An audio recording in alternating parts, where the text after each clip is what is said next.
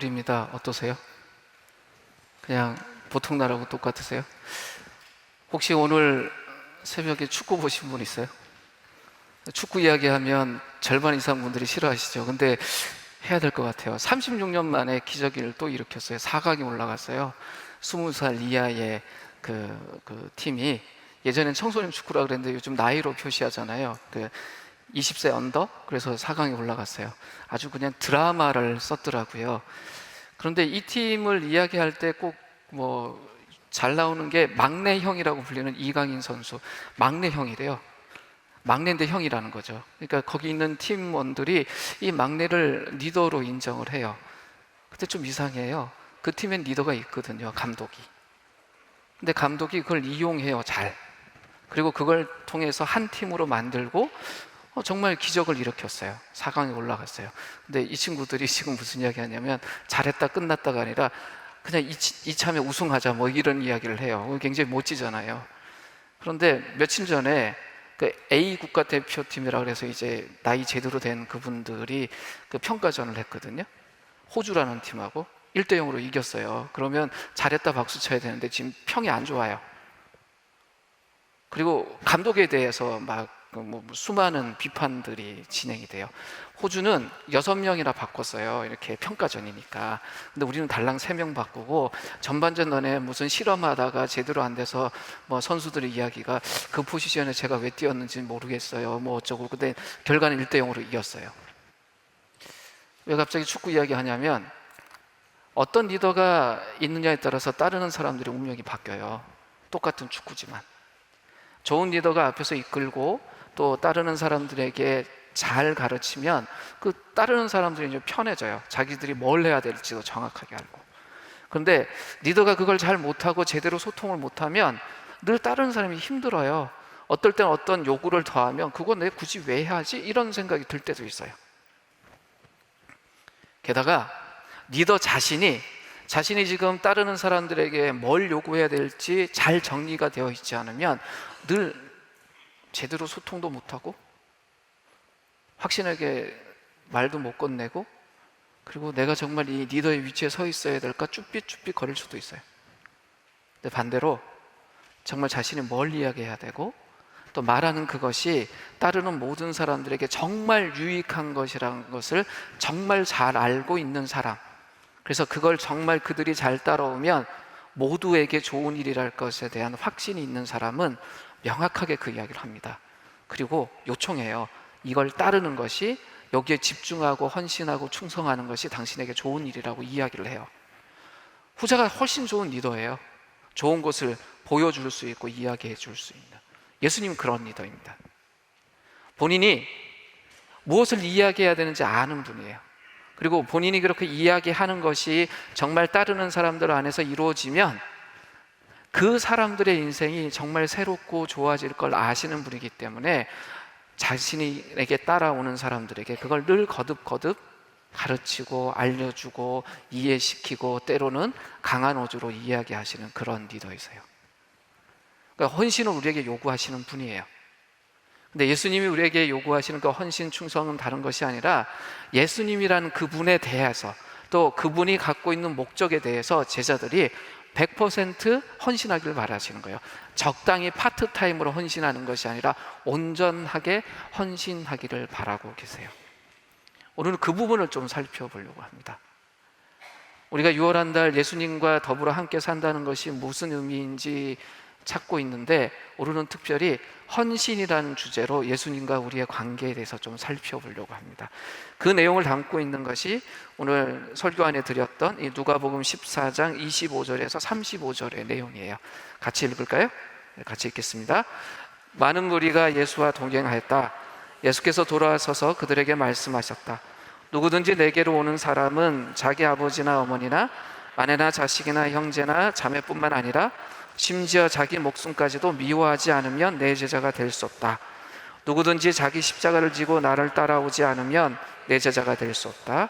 너희 가운데서 누가 막내를 세우려 하면 그것을 완성할 만한 비용이 자기에게 있는지를 먼저 앉아서 세마여 보아야 하지 않겠느냐. 그렇게 하지 않아서 기초만 놓채 완성하지 못하면 보는 사람들이 그를 비웃을 것이며 이 사람이 짓기를 시작만 하고 끝내지는 못하였구나 하고 말할 것이다. 또 어떤 임금이 다른 임금과 싸우러 나가려면 2만 명을 거느리고서 자기에게로 쳐들어오는 그를 자기가 10,000명으로 당해낼 수 있을지를 먼저 앉아서 헤아려 보아야 하지 않겠느냐.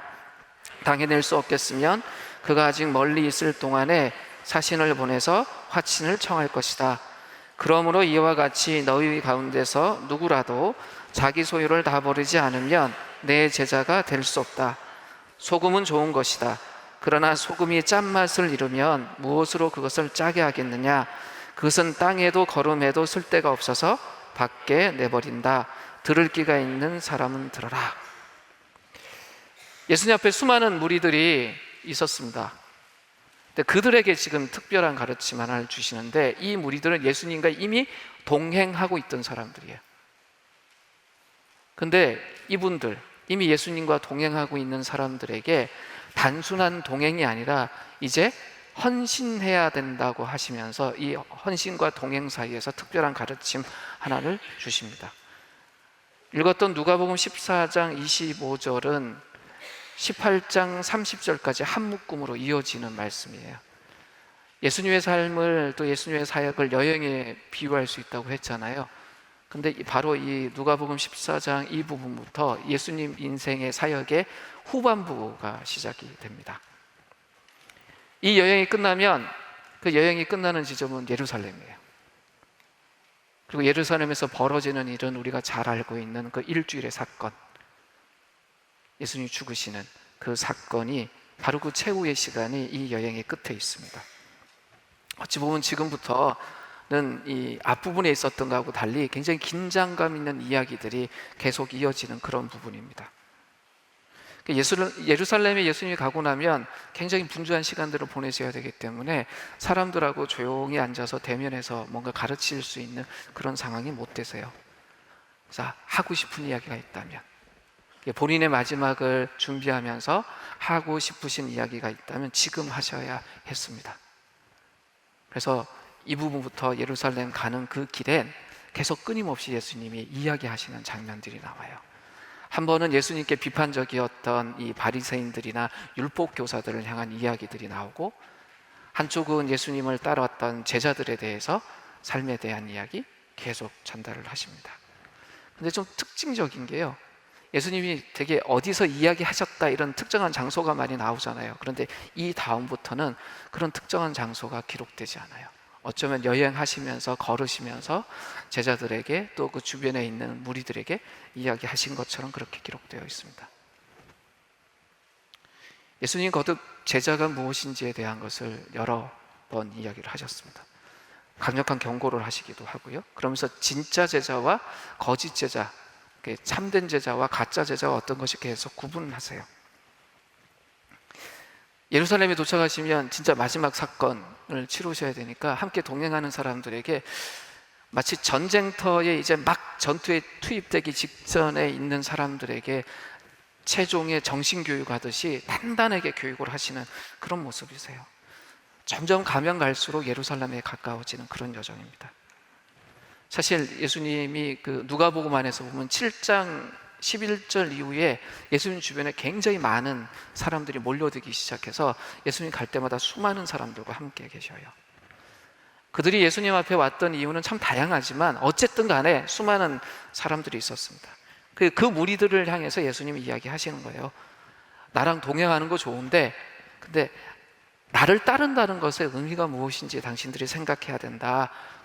거듭 이야기를 합니다. 왜냐하면 단순한 동행으로는 제자가 될 수 없기 때문에 이미 동행하고 있는 사람들이었지만 그들에게 예수를 따른다는 것, 예수의 제자의 삶을 산다는 것이 무엇인지 계속 이야기를 하십니다. 이 무리들이 어떤 사람들이었냐? 예수님의 가르침을 가장 가까이에서 들었던 사람이에요. 직접. 그리고 예수님이 일으키는 기적들이 있었잖아요.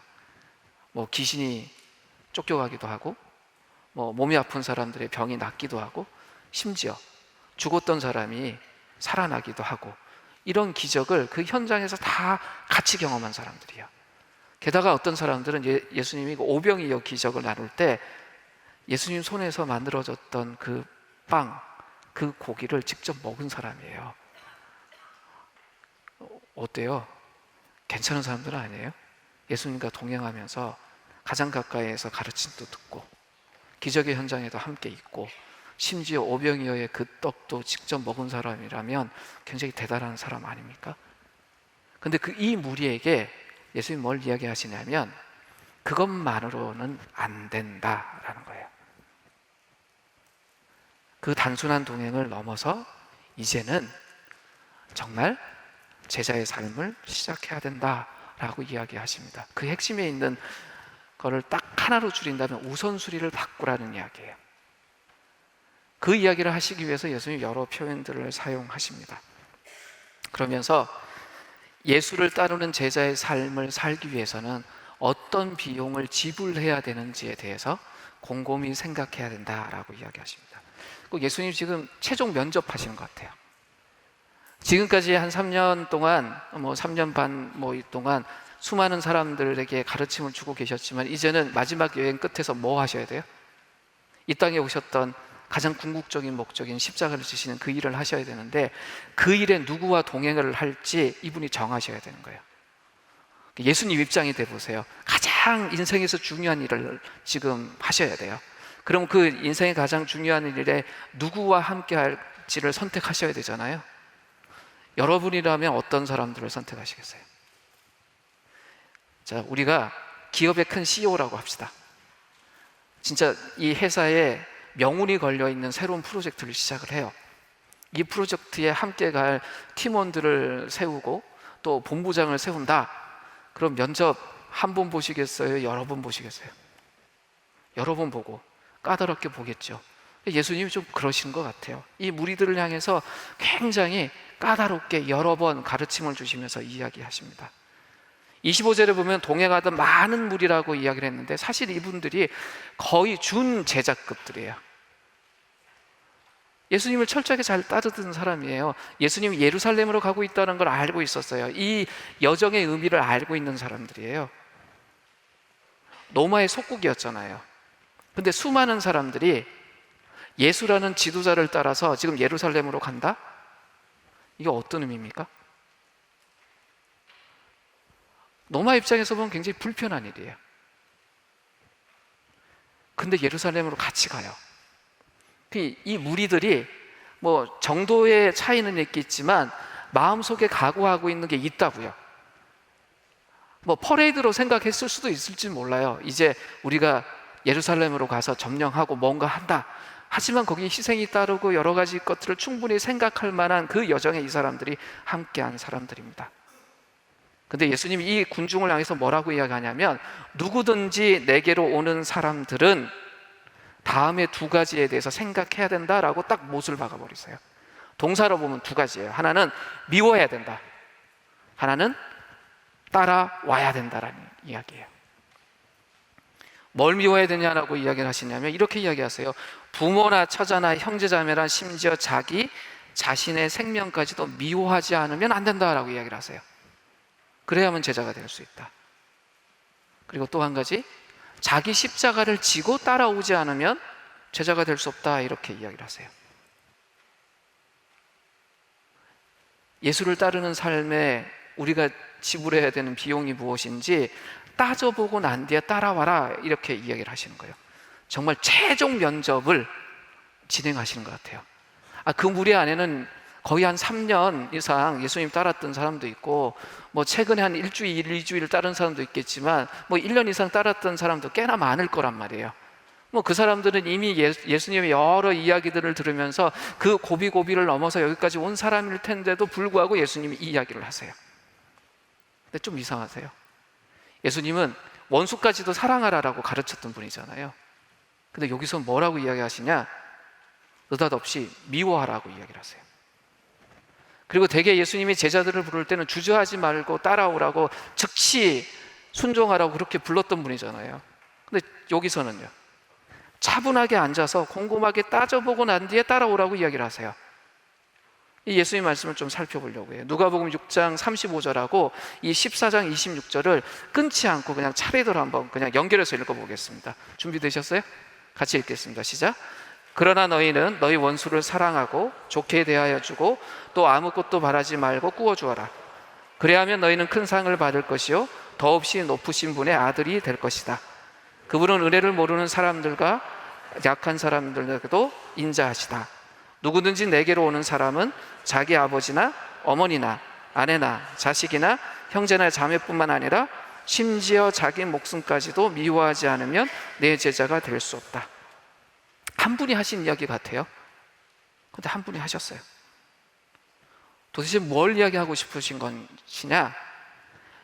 예수님께 그냥 단순히 다가오고 동행하는 것만 가지고는 제자 되기가 충분하지 않다라고 이야기를 하시면서 강조하시는 게 뭐냐면, 우선순위 이야기인데 자기 자신의 각오와 단절할 수 없으면 제자가 될 수 없다라고 이야기를 하세요.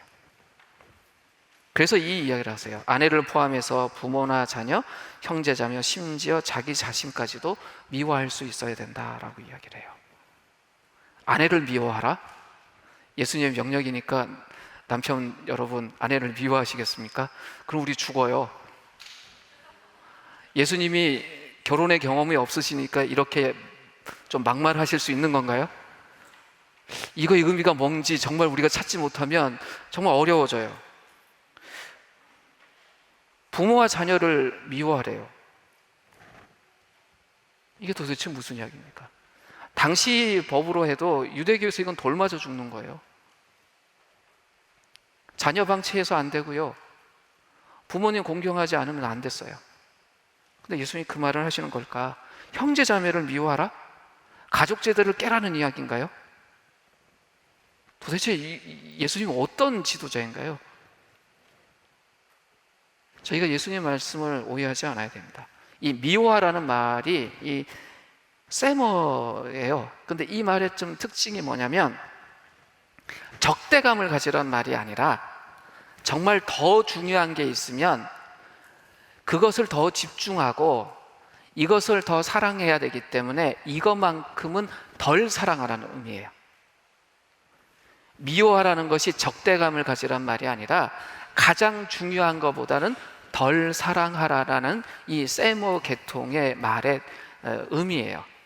예수님이 뭐라고 이야기하신 거예요? 그러면 내 제자가 되려면 나보다는 아내를 덜 사랑해야 된다. 근데 사실은 이 말은 뒤집으면 뭐예요? 너 아내 많이 사랑하지? 잘하고 있어. 그런데 내 제자가 되려면 내 아내를 사랑하는 것보다 나를 더 사랑해야 돼, 이 말을 하시는 겁니다. 절대 이혼을 부추기는 것도 아니고요, 가족관계 외면하는 말도 아니고요. 예수님이 강조하는 건 뭐냐면, 우리 안에 이 소중한 가족의 이 인연, 가족의 사랑이란 것이 예수님과 우리의 사랑, 예수님과의 우리의 관계를 방해하지 못하도록 하라는 의미예요. 그 다음에 저희가 누가복음 5장에 있는 말씀하고 14장에 있는 말씀을 또 아까처럼 연결해서 한번 읽어보려고 합니다. 거기 27절, 28절 있는 말씀 적어드렸잖아요. 같이 한번 읽을까요? 읽겠습니다. 시작. 그 뒤에 예수께서 나가셔서 레위라는 세리가 세간에 앉아있는 것을 보시고 그에게 말씀하셨다. 나를 따라오너라. 레위는 모든 것을 버려두고 일어나서 예수를 따라갔다. 너희 가운데서 누가 망대를 세우려고 하면 그것을 완성할 만한 비용이 자기에게 있는지를 먼저 앉아서 세마여 보아야 하지 않겠느냐. 그렇게 하지 않아서 기초만 놓은 채 완성하지 못하면 보는 사람들이 그를 비웃을 것이며, 이 사람이 짓기를 시작만 하고 끝내지는 못하였구나 하고 말할 것이다. 또 어떤 임금이 다른 임금과 싸우러 나가면 2만 명을 거느리고서 자기에게 쳐들어오는 그를 자기가 10,000명으로 당해낼 수 있을지를 먼저 앉아서 헤아려 보아야 하지 않겠느냐. 당해낼 수 없겠으면 그가 아직 멀리 있는 동안에 사신을 보내서 화친을 청할 것이다. 두 말씀을 봐도 좀 그래요. 레위라는 세리가 세간에 있는데 예수님이 바로 따라오라고 했어요. 세간에 있는 세리가 돈 세고 있는데 거기서 이탈하라고 했어요. 그리고 바로 오라고 하셨던 분이에요. 그런데 이 14장에 있는 이 비유를 보면 먼저 앉아서 셈 다 해보고 그 다음에 따라오라는 거예요. 이 망대를 건축하는 것하고 제자의 삶을 딱 비교해서 이야기를 하세요. 비용을 먼저 계산해 봐야 된다는 거예요. 근데 세리는요, 직업이 맨날 계산하는 사람이잖아요. 세금을 계산하고 그걸 징수하던 사람이잖아요. 근데 그 사람 보고는 어떻게 이야기하셨어요? 바로 따라오라고 하셨거든요. 그럼 도대체 이걸 우리에게 무슨 이야기 하시냐는 거예요. 먼저 앉아서라는 표현은 정말 말 그대로 꼼꼼하게 앉아서 비용을 계산하는 모습을 이야기한 겁니다. 일어나서 도전하기 전에 먼저 앉아서 잘 검토해라. 예수를 따른다는 것이 무엇인지 그 내용을 또 그 비용을 잘 따져보고 이제는 나서야 된다, 그 이야기를 하시는 겁니다. 이 전투에 나가는 왕의 비유도 같은 메시지예요.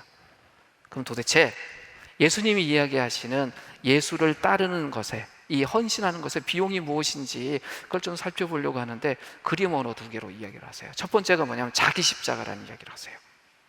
예수가 이렇게 이야기를 하세요. 자기 십자가 지고 나를 따라오지 않으면 내 제자가 될 수 없다.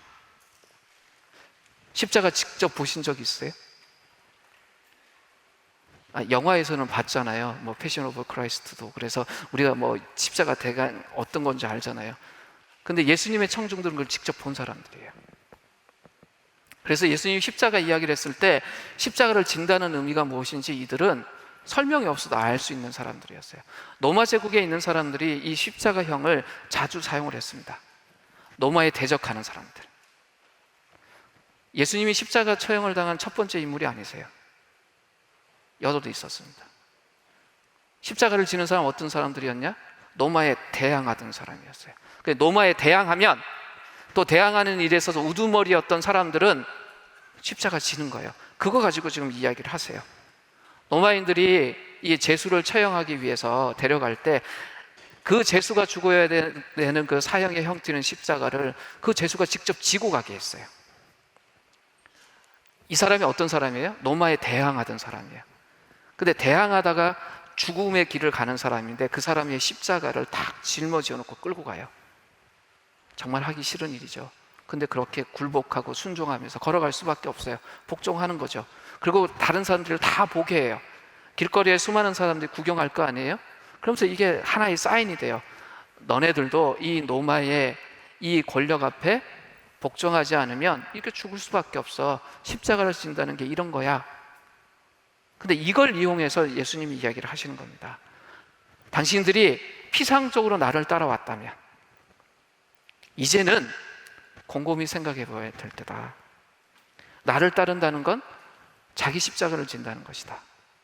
그러니 이제 돌아가시든지 더 헌신하시든지 둘 중에 하나 결정하셔야 된다라고 이야기를 합니다. 보세요. 예수님 선택권을 주세요. 십자가를 진다는 건 강제로 억제로 지는 게 아니에요. 예수님은 끊임없이 십자가의 삶에 우리를 초대하셔요. 그러나 선택권은 우리에게 있어요. 우리는 우리의 십자가를 질 수도 있고 우리의 십자가를 지지 않을 수도 있습니다. 특별히 이 십자가를 지라는 요구가 현재 시제로 되어 있어요. 그게 뭐냐면 한 번 달랑지고 끝난다는 게 아니에요. 십자가를 지는 것이 날마다 이루어지는 사건이라고 강조하는 거예요. 한번 생각해 보세요. 십자가를 진다는 이것이 우리의 모든 관계나 가족들과의 뭐 이야기에도 이렇게 적용이 됐잖아요. 그럼 나의 가족과의 문제에 있어서 내가 십자가를 진다는 것이 단 한 번의 일인가요? 가족을 제외하고 사회적 관계 안에서 내가 십자가를 진다는 게 한 번의 일이에요? 아니에요. 매일매일 새로운 모습으로 반복되고 심화되는 것이에요. 그래서 그 이야기를 하십니다. 이건 한 번에 끝나는 경험이 아니다. 그럼 도대체 십자가를 진다는 게 뭘까? 너무 복잡하고 어렵게 생각하지 않으셔도 됩니다. 우리가 예수와 함께 하기 때문에 예수와 함께 길을 걸어가려고 딱 마음 먹는 그 순간부터 우리를 불편하게 하는 것들이 있어요. 내가 기꺼이 예수와 함께 동행하겠다라고 해서 헌신하는 그 순간부터 그걸 했기 때문에, 그걸 선택하고 걸었기 때문에 우리를 불편하게 하는 것들, 자극을 찾는다면 마음의 두려움 같은 것도 있을 수 있어요. 나 정말 이 길을 가야 되는데 나 잘 갈 수 있을까? 정말 내가 잘 해낼 수 있을까? 라는 그 작은 마음부터가 십자가예요. 그게 바로 그 순간에 내 어깨 위에 올라간 그 십자가의 무게예요. 십자가의 모습은 참 다양해요. 이렇게 사소한 것부터 예수님과 동행하는 일 때문에 순교하는 것까지 참 다양한 모습이에요.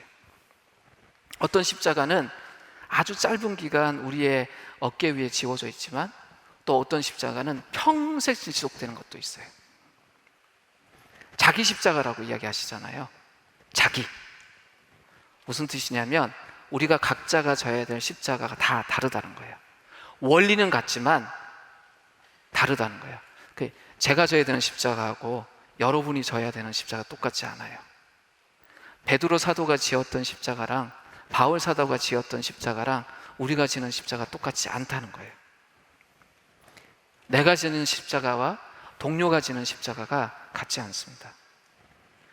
보네포라는 목사님 기억하시죠? 20세기 전반에 정말 아름다운 그리스도인의 삶을 살았던 그분이 지셨던 십자가는 뭐였냐면 히틀러에게 반대하는 것이었어요.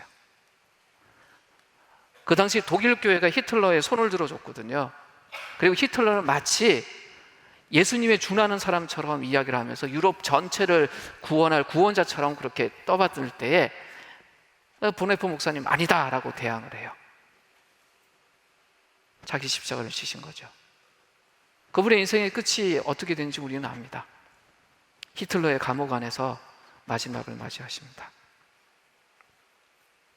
만약에 십자가를 지지 않겠다고 했다면 그분은 그렇게 살지 않고 그렇게 죽지 않을 수 있었습니다. 근데 그분이 자신의 삶에서 정말 져야 된 자기 십자가를 지었기 때문에 그분은 가장 아름다운 예수의 제자로서의 모습을 사람들에게 보여줬습니다. 우리 속엔 우리 개인의 평안과 성공에 대한 욕망이 있어요. 사실 그건 좋은 거예요. 만약에 우리가 그게 없으면 밥도 먹지 않으려고 그럴 거예요. 그럼 죽어요. 우리 속에 갈증이 없으면 물 마시려고 하지 않을 거예요. 그럼 죽어요. 사실 우리 속에 그 갈망, 갈증, 욕심이 우리를 살게 해요. 그러니까 우리는 평안에 대한, 우리의 발전에 대한 좋은 욕심을 계속 가져야 합니다. 그런데 이것이 예수와 함께 십자가를 지는 것을 방해한다 그러면 그때부터 문제가 되는 거죠. 내가 예수와 함께 살겠다라는 이 결단을 우리가 일반적으로 가져도 되는 이 괜찮은 이 욕망들이 방해하기 시작한다면 그건 갈라져야 돼요. 그래서 보네포 이 목사님이 이런 이야기를 한 겁니다. 같이 읽을까요? 네, 같이 읽겠습니다. 시작. 자신을 완전히 비울 수 있을 때 우리는 비로소 예수를 위해 십자가를 질 준비가 되었다고 할 수 있다. 참 이런 말을 하실 수 있는 분이에요. 이분은 삶으로 자기 십자가를 지는 것이 무엇인지 보여주셨어요. 그런데 그렇게 보네포 목사님이 지셨던 그 자기 십자가를 통해서 우리는 뭘 봤냐면 기독교라는 것이 정말 본질이 무엇인지를 봤어요. 모든 사람이 반대길을 갖고 있을 때 진짜 그리스도인들이 걸어야 될 길이 무엇인지 보네포 목사님이 보여줬어요. 그걸 통해서 독일 교회가 뭘 봤어요? 자신들이 잘못하고 있구나라는 것을 나중에 반성하게 됩니다. 이것처럼 진정으로 자기 십자가를 지는 사람이 있으면 세상은 그것 때문에 불편해지기 시작합니다. 왜냐하면 예수와 더불어 걸으면서 자기 십자가를 지는 이 삶은 세상의 문화나 세상의 체계에 대해서 대항하는 삶이기 때문에 그렇습니다. 그 일은 세상에 대해서 메시지를 던지는 거이기도 해요. 많은 사람들이 이렇게 사시지만 사실 이런 삶만 있는 것이 아니라 이런 삶도 있습니다라고, 이렇게만 사는 게 아니에요, 더 나은 삶이 있어요 라는 걸 구체적으로 보여주는 거예요. 상상해 보십시오. 그 당시 2차 대전 중에 독일 교회 안에 히틀러 같은 사람들만 있고 히틀러를 추종하는 그런 독일 교회 목사들만 있고 이 보네포 목사님이 없었다면,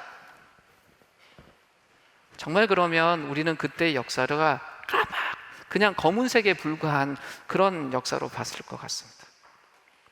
근데 거기에 자기 십자가를 지는 우리의 선배가 있었습니다. 세상에 대해서 경고한 거죠. 당신들은 옳지 않다. 근데 우리 개인의 삶에 있어서 그러면 십자가 진다는 게 뭘까? 비포 애프터라고 생각하셔도 될 것 같아요. 제자가 되기 이전에 우리 삶에 있었던 습관들이 있어요. 모든 습관이 나쁘다는 게 아닙니다. 좋은 습관도 있어요. 그 습관 덕분에 우리가 여기까지 왔을 테니까. 근데 그 습관들 중에는 지금 내가 예수의 제자로 살아가는 데 있어서 방해가 될 만한 애들도 있을 수 있잖아요. 그러니까 예수의 제자가 되고 난 뒤에도 내가 가지고 있는 습관 중에 계속 데리고 가야 될 애들도 있지만, 데리고 가면 안 되는 아이들이 있어요. 그럼 그 습관들을 하나씩 하나씩 내 삶에서 떠나보내는 투쟁이 이 십자가를 지는 겁니다. 습관뿐만 아니라 우리는 관계 속에 살잖아요. 이러한저러한 관계 속에서 우리는 관계 없이 살아갈 수 없는 존재입니다. 예수 되기 이전에 우리도 관계가 있었어요. 모두가 나쁜 관계가 아니에요. 좋은 관계들 안에 있었기 때문에 우리가 여기까지 왔어요. 근데 그 관계 안에 내가 예수 제자가 되고 난 이후에 끌고 갈 수 없는 관계들이 있어요. 근데 우리는 그 관계를 억지로 끊지 않습니다. 왜? 사실 그 관계가 중요해요. 내가 예수 믿고 나서 가장 1차적으로 영향력을 끼쳐야 되는 사람이 그들이기도 하거든요. 그런데 이상하게 그 관계가 끊어져요. 왜냐하면 내가 달라지기 시작했잖아요. 내가 이전의 가치관과 세계관이 아니에요. 내 생활 방식이 바뀌었어요. 그러니까 예전에는 함께 있으면 편했던 그들이 내가 불편해져요. 같이 있으면 참 좋았는데 왠지 이렇게 저만 끼면 어떤 거예요? 자기들이 뭔가 좀 이상한 사람이 되기 시작하는 거죠. 저 공대 나왔거든요. 화학공학과 나왔어요.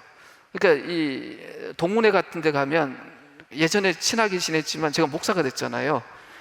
상상을 해보세요. 남자들만 한 80명 되는 그룹에 동문회 한다고 모이면 되게 분위기가 어떨지. 그런데 거기 목사가 앉아 있어요.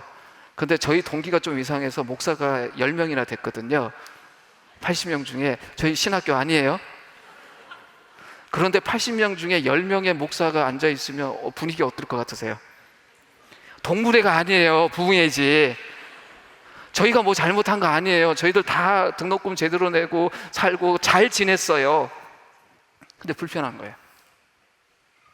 자주 안 불러요. 제가 93년 2월에 졸업을 했거든요, 대학을. 그럼 지금 꽤 지났잖아요. 동문회 5번 갔어요. 불편한 거예요. 근데 기도 제목은 청해요. 기도해달라고. 좀 이상하죠? 이렇게 우리가 제자 되기 이전에 있던 습관이나 관계로부터 우리 자신이 예수와 더 더불어 가는 데 있어서 방해되는 것들로부터 우리가 조금씩 멀어지는 것이 바로 십자가를 지는 거예요. 외과 수술 같아요. 우리가 몸이 아플 때 외과 수술을 받아야 될 때가 있잖아요. 우리 몸속의 어떤 부분들을 좀 찢어내고 잘라내고 해서 뭐 이렇게 덜어내지 않으면 더 건강하게 살 수 없을 때 우리 외과 수술을 받습니다. 뭐 좀 심한 암에 걸려서도 어떤 부위를 잘라내야 되죠, 그죠? 이 외과 수술을 경험 삼아 받는 분은 없을 거예요. 외과 수술의 고통이 얼마나 심한지 한번 당해보자, 그걸 경험하기 위해서 저 수술 좀 해주세요 하는 사람은 아무도 없어요. 그 고통을 알거든요. 그런데 그 수술의 고통이 싫어서 내가 꼭 수술을 받아야 되는데도 수술 받지 않겠다라고 자꾸 거부하면 어떻게 돼요? 죽을 수도 있어요.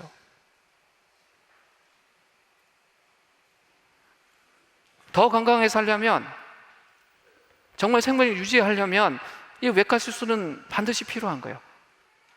우리가 예수의 제자로 사는 데 있어서 십자가를 진다는 건 이 외과 수술 같습니다. 고통이 따라요. 근데 그 고통은 필요한 거예요. 근데 예수님 이 고통을 알고 계신 분이에요. 그래서 우리에게 뭐라고 이야기하시냐, 그걸 지고 가야 되는 우리에게 격려하시면서 하시는 이야기가 거기 적혀 있어요. 이렇게 이야기하세요. 누구든지 제 목숨을 구하고자 하는 사람은 잃을 것이요, 누구든지 나와 복음을 위하여 제 목숨을 잃는 사람은 구할 것이다, 그런 거예요. 무슨 이야기예요? 죽을 듯이 힘든 고통이라도 그걸 감내하고 받아들이겠다고 하는 사람은 살 것이다 라고 이야기하는 거예요. 고통 중에는 의미 없는 고통들이 상당히 많습니다. 그러니까 고통을 애써 경험하려고 하지 마세요. 그거 되게 미련한 짓이에요. 그런데 예수님을 따르는 것 때문에 생긴 이 고통에 대해서는 예수님이 뭐라 그러냐면 그게 생명을 만드는 고통이다 라고 이야기하시는 거예요. 게다가 우리는 홀로 십자가 지는 사람들이 아니에요. 십자가 지려면 그 질 수 있는 힘이 필요하잖아요. 예수님도 혼자 다 못 지셔서 주변의 사람이 도와줬었잖아요. 그런데 이거 아신단 말이에요.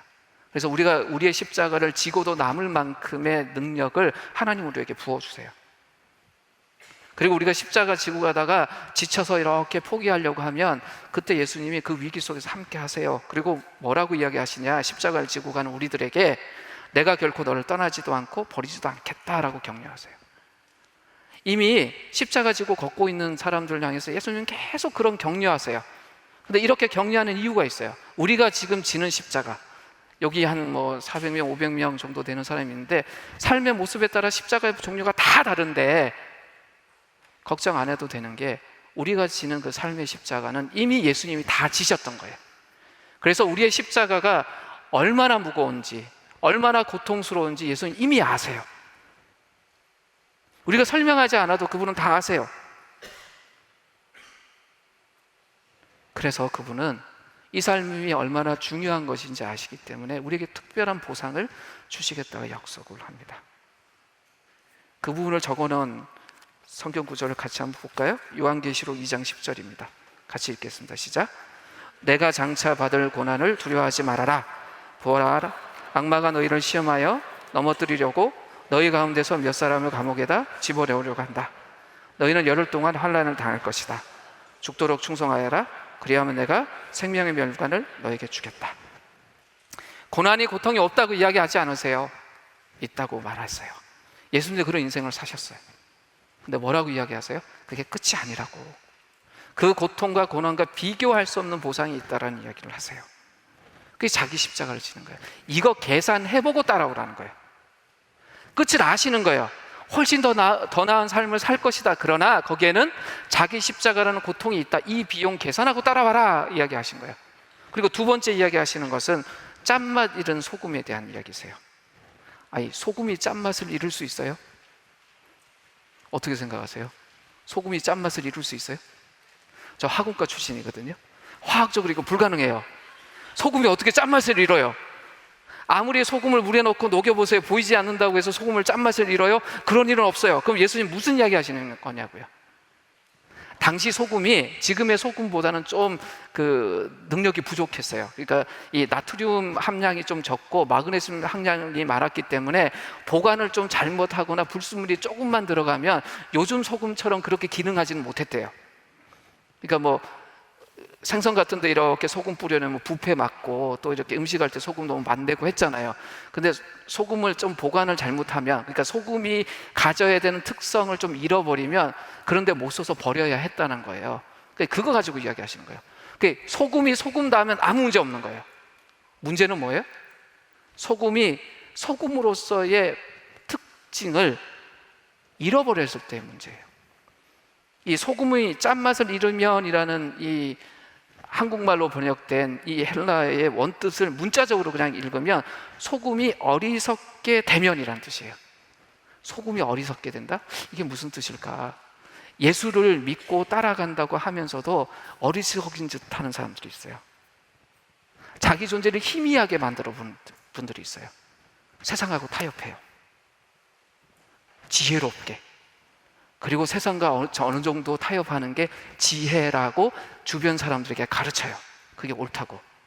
근데 예수님 말씀은 반대예요. 실상 그렇지 않다는 거예요. 소금이 자기 맛을 잃어버리면 어떻게 돼요?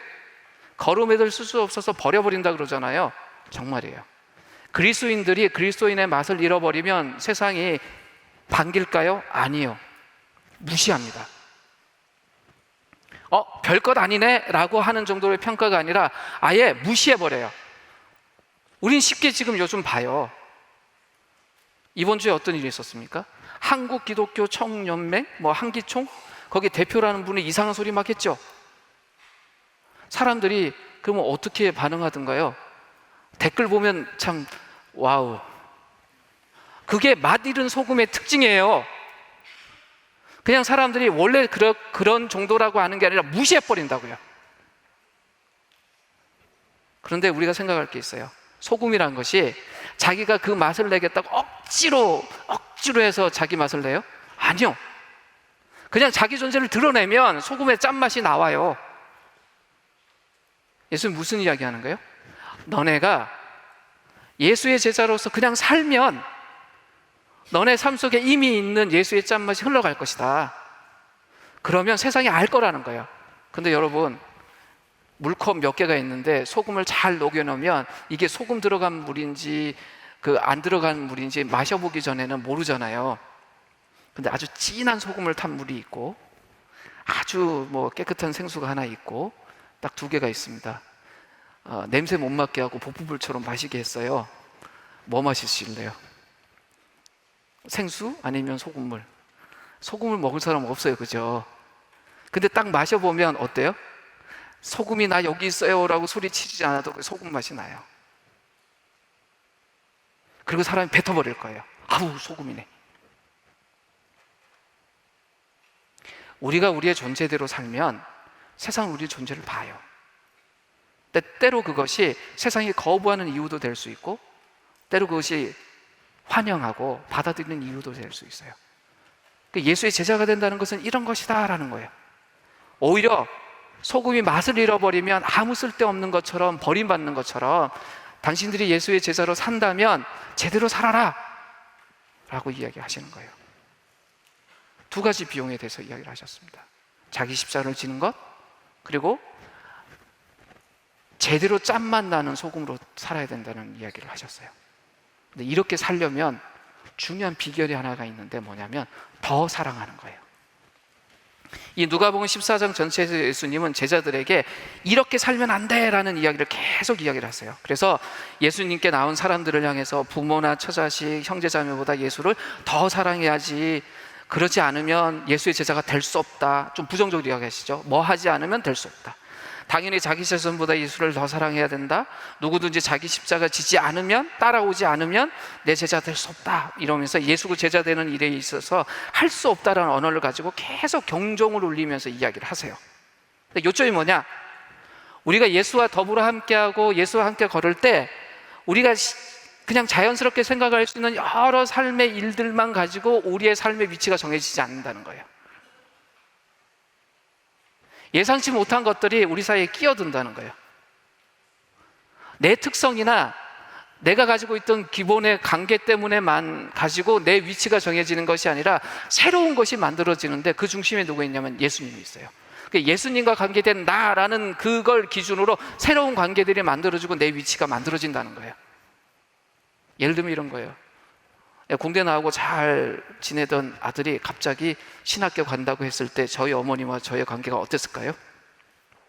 불편해졌었어요. 지금은 좋아하시지만 언제까지 불편했냐면 제가 신학교 졸업하고 2년이 더 지날 때까지. 가끔 이런 이야기를 하세요. 이미 신학대학원 졸업하고 교회에서 전도생활까지 하고 있는 아들을 향해서 직장 안 하나 보니 뭐 이런 이야기 하셨던 거예요.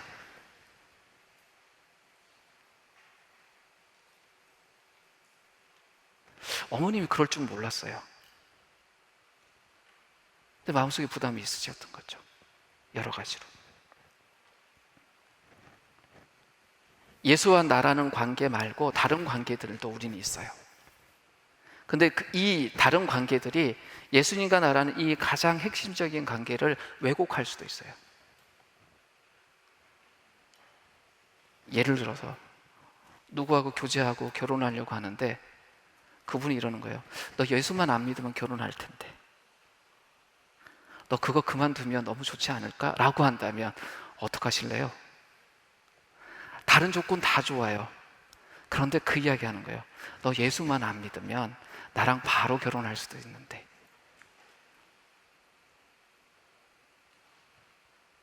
말이 안 되잖아요, 그죠? 우리인 상식이 안 되잖아요. 당신 우리 회사에 와서 뭐 경력이 없곤 하지만 당신이 갖고 있는 출중한 능력이 있으니 팀장부터 시작합시다. 근데 종교가 어떻게 되세요? 기독교인데요. 그럼 괜찮아요. 어느 교회 다니세요? 뭐 나들목. 그러면 안 될 것 같은데 그거 교회 좀 옮기시면 안 될까요? 이런다면 이분이 뭐 인터넷 좀 봤겠죠. 뭐 저희들에 대해서는 뭐 좀 약간 편견을 가질 수도 있어요. 근데 그것만 안 하고 좀 교회 옮기시면 안 될까요? 라고 한다면 이런 이야기예요.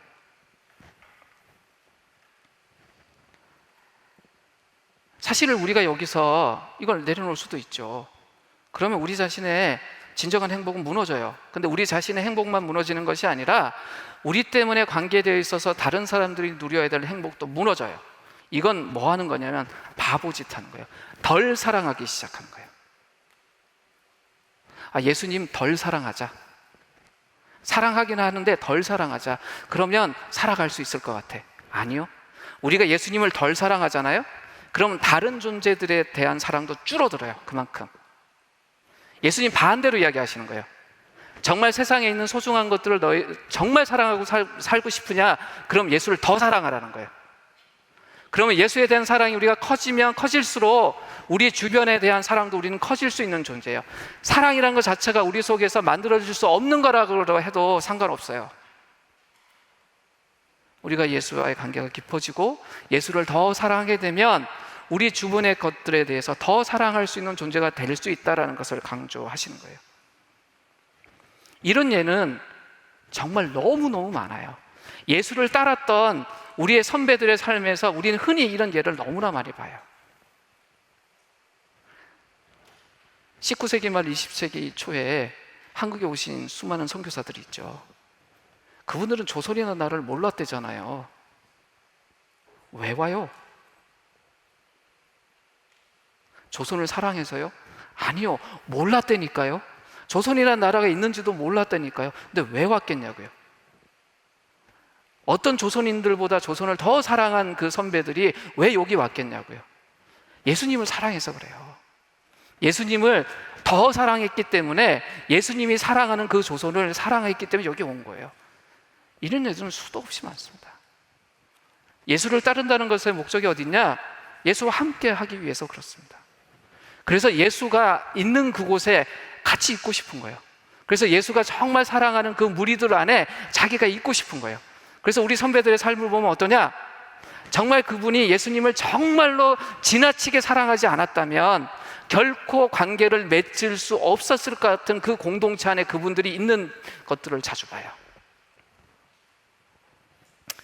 대동강 강변에서 최후를 맞이하셨던 토마스 선교사님도 그렇지만, 그분과 같은 영국 사람인데 또 다른 토마스라는 분이 있어요. 토마스 프렌치라는 분이 있는데, 이분은 19세기에 선교 활동을 했던 분이에요. 근데 이분이 어디서 선교 활동을 하셨냐면 페르시아만, 그 중동 지역에서 선교 활동을 하셨어요.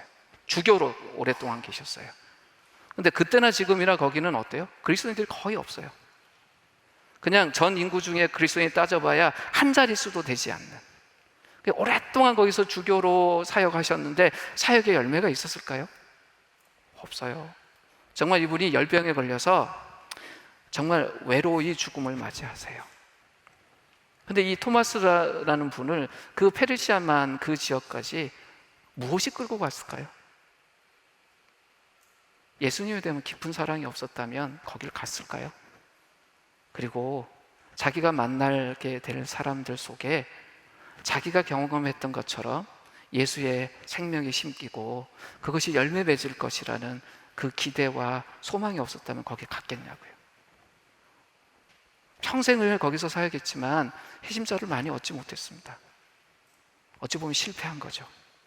근데 이 실패한 이 분의 이 드라마 같은 이야기가 저희를 자꾸 끌어당겨요. 마치 십자가 위에서 외로이 십자가 지셨던 그 예수님의 실패의 이야기처럼 우리를 자꾸 끌고 들어가요. 결과에 아랑곳하지 않습니다. 가장 소중한 것을 붙들어요. 예수와 함께하고 예수가 함께하고 싶어하는 사람들과 함께하겠다. 이것이 제자의 삶입니다. 그런데 이게 먼 이야기가 아니라 이미 우리의 이야기예요. 지금 영상 하나를 볼 텐데요. 여러분들이 이제 마음으로 드리는 예배 시간에 이렇게 쭉 적으시잖아요. 저희가 분교하고 나서 이번이 몇 번째 예배인 줄 아세요? 세지 마세요. 하여튼 여러 번 지났어요. 근데 그 예배 때마다 쭉 적으시면서 나 어떻게 헌신하겠어요? 라고 쓰신 내용들이 있어서 이거 그냥 흘려보내면 안 되겠다 싶어서 저희들이 짧은 영상을 하나 만들었어요. 그래서 그 영상을 지금 보려고 합니다. 네, 영상 틀어주시겠어요?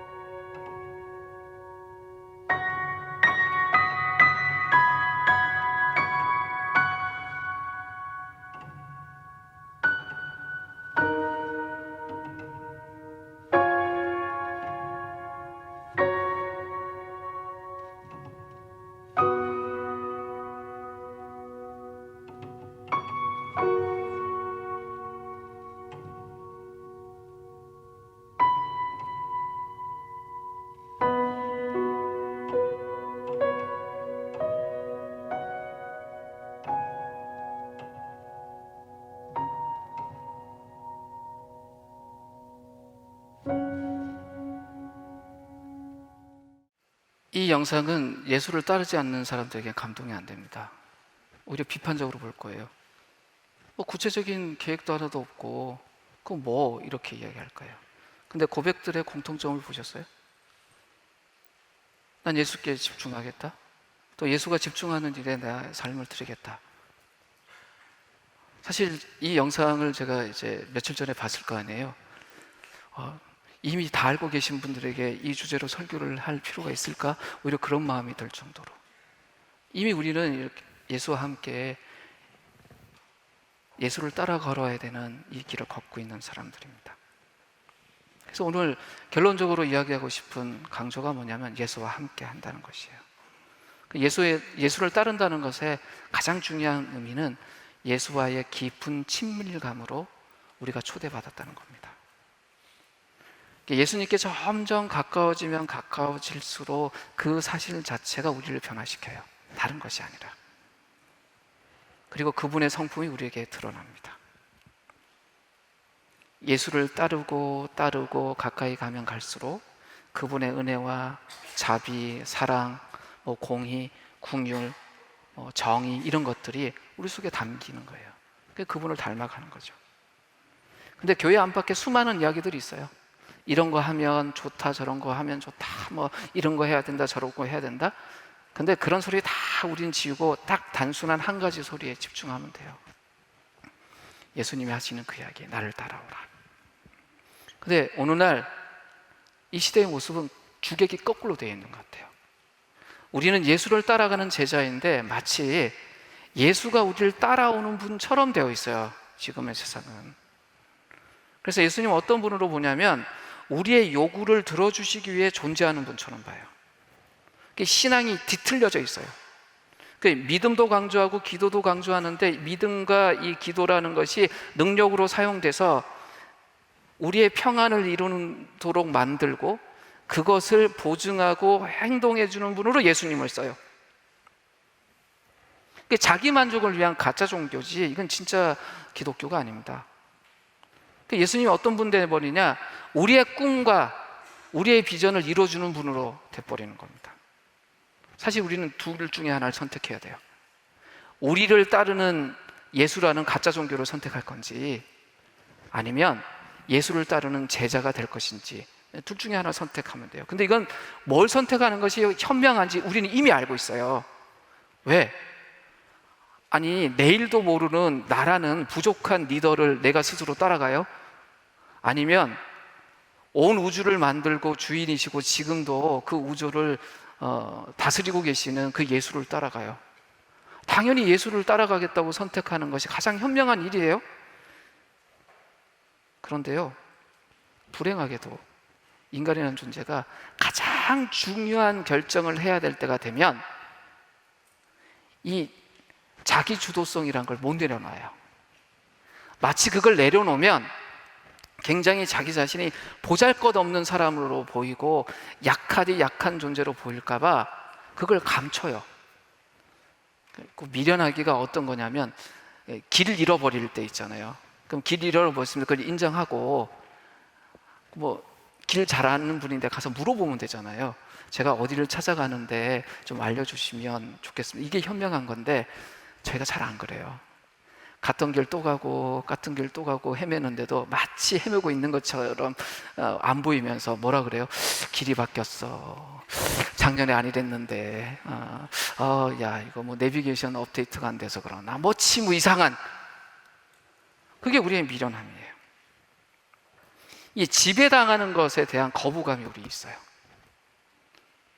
그럼에도 불구하고 예수님 우리에게 계속 뭐라고 이야기하시냐면 자기를 따라오라고 부르세요. 타협할 생각도 하지 말고 모자람 있게 헌신할 생각도 하지 말고 100% 헌신해라. 뭐라고 이야기하시냐면 우리의 신앙을 파트타임으로 고백하지 말라는 거예요. 아니 우리의 존재가 어떻게 파트타임일 수 있어요? 그랬으면 좋겠습니다. 파트타임 아빠? 아유, 그러면 인생의 짐이 참 가벼워질까요? 근데 안 되는 거 봤잖아요. 젊은 뭐 10대의 부모가 파트타임처럼 있다 보니 어떤 일이 벌어졌어요? 7살 된 아이가 죽었어요. 근데 거기에 대해서 변명한단 말이에요. 우리 인생의 가장 중요한 것은 파트타임일 수 없어요. 부가적인 일일 수 없습니다. 사실 제자가 된다는 이 말의 엄격한 문자적인 의미는 학생이 된다는 뜻이거든요. 아무리 학생이 된다라고 해서 양보를 해도 이것이 일주일에 달랑 하루 한 2시간 수업 듣는 그 학생을 말하는 게 아니에요. 평생을 두고 그 스승을 따르는 학생이 된다는 의미입니다. 우리 삶은 이 우주하고 비슷해요. 은하계 같아요. 은하계는 은하계 중심에 가장 중요한 중심이 있고 그 주변으로 이렇게 다른 것들이 놓이잖아요. 태양계는 태양 중심으로 천체들이 놓입니다. 그죠? 그리고 이 태양을 중심으로 어느 위치에 놓여 있느냐에 따라서 각각의 특성이 이제 만들어지죠. 그리고 태양에 가까이 가면 갈수록 태양에서 오는 수많은 것들에 대한 영향을 더 많이 받습니다. 우리는 예수를 중심에 두고 이게 특정 궤도를 돌아요. 그러면서 그 예수로부터 소중한 것들을 우리가 경험하고 삽니다. 친밀함, 동반자라는 그 궤도를 돌면서 우리는 점점 더 예수님을 닮아가는 거죠. 예수님께 가까이 가면 갈수록 그분의 귀중한 것들을 우리의 삶으로 배웁니다. 예수님이 모든 걸 버리라고 이야기하셨어요? 근데 이 말을 오해하지 마시고 가대하게 포장해서 생각하지 마십시오. 예수님이 이야기했던 건 정말 우리가 가진 거 다 버리고 가난하게 되라, 이 말이 아니에요. 예수님이 모든 것을 버리라고 한 이 이야기는 제자가 되겠다고 하는 사람에만 해당되는 말인데, 내가 예수의 제자로 온전하게 사는 데 있어서 방해가 되는 것들이 있다면 그것들을 다 버리라는 거예요. 그 사람마다 버려야 될 게 달라요. 순간마다 달라요. 그런데 예수의 제자가 되는 데 있어서 방해가 된다면 그걸 버리라는 겁니다. 그레이그 블룸버그라는 신학자가 적어놓은 글을 마지막에 써놨습니다. 같이 한번 읽고 설교를 마무리하도록 하죠. 같이 읽겠습니다. 시작. 예수는 참된 신자가 되기 위해서 우리 삶 내내 하나님이 우리에게 요구하실 것을 모두 알아야 하고 사전에 그 요구에 응해야 한다고 말하는 것이 아니다. 만약 그것이 예수의 기준이라면 누구도 그 자격을 갖추지 못한다. 예수는 우리가 헌신으로 인해 치를 수 있는 대가의 양을 깨달아야 한다고 말하고 있다. 이미 우리는 예수님과 함께 걷는 사람들이에요. 바로 그렇게 함께 걷고 있는 사람들에게 예수님은 우리가 걸을 때 들어가야 되는 비용이 무엇인지 계산해봐라 라고 이야기하세요. 우리를 좌절시키기 위해서가 아니라 응원하시기 위한 거예요. 야, 헌신엔 비용이 들어가는 거야. 힘들지? 그런데 그 헌신을 통해서 세상에 살고 있어. 소금으로 산다는 거 어렵지? 근데 당신이 소금으로 사니까 세상이 이렇게 사는 거야. 십자가 지는 거 어렵지? 근데 그렇게 십자가 지니까 세상이 세상의 삶만 있는 것이 아니라 더 나은 대안적인 삶이 있다는 걸 보고 있는 거야. 잘하고 있다. 우리 공동체를 향해서 예수님이 어떤 표정으로 바라보실까 상상해 봤어요. 흐뭇하게 바라보실 것 같아요. 저희들 작아졌잖아요. 세상 방식으로 하면 커져야 돼요. 이런 상상을 해보자고요. 나들목이 2,000명, 3,000명 때 쪼개진 게 아니라 10만 명 교회가 됐다. 세상에 안 쳐다보겠어요? 쳐다봐요. 그리고 우리가 뭘 한다 그러면 그냥 연일 미디어가 그냥 난리칠 거예요. 근데 우리가 왜 그 길을 안 가요? 성과 내는 게 우리 목표가 아니라서 그래요. 예수님께 헌신한다는 것이 그게 아니라서 그래요. 그래서 우리가 뭐 했어요? 쪼개졌어요. 쪼개질 때 여러 가지 이유가 있었는데 그 중에 하나가 뭐였냐면 우리의 공동체성을 높이기 위해서 그렇게 했어요. 작아져야 우리가 더 친밀하게 공동체성을 이룰 수 있다? 무슨 이야기입니까? 예수와 또 예수를 따르는 사람들과의 관계가 더 성숙하고 친밀해져야 되기 때문에 우리가 이런 선택을 하고 걸어요. 그리고 이런 걷는 우리의 걸음이 이어지고 이어져야 이런 본질들이 희석되지 않고 갈 걸 알기 때문에 그래요. 정말 창피한 이야기지만 지금 한국교회를 대표한다는 교회들 보세요. 흔히 알고 있는 교회들. 대형 교회들이에요. 그냥 대형 교회가 잘못됐다는 뜻이 아니에요. 그냥 그렇게 규모가 크면 주목받아요. 우리는 그 길을 걷지 않습니다.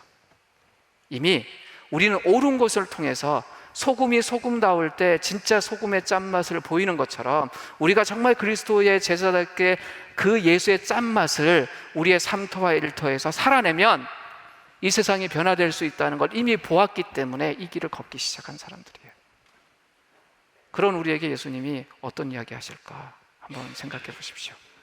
이제 1분간 침묵을 할 터인데, 바로 나, 이미 예수와 동행하고 걷고 있는 나, 어떤 면에서는 크고 작은 십자가를 이미 지고 있고 소금으로 살기 위해서 내 몸의 어떤 부분을 지금 녹여내고 있는 나에 대해서 주님이 어떤 응원을 하고 계실지 한번 생각해 보셨으면 좋겠어요. 1분간 침묵하겠습니다.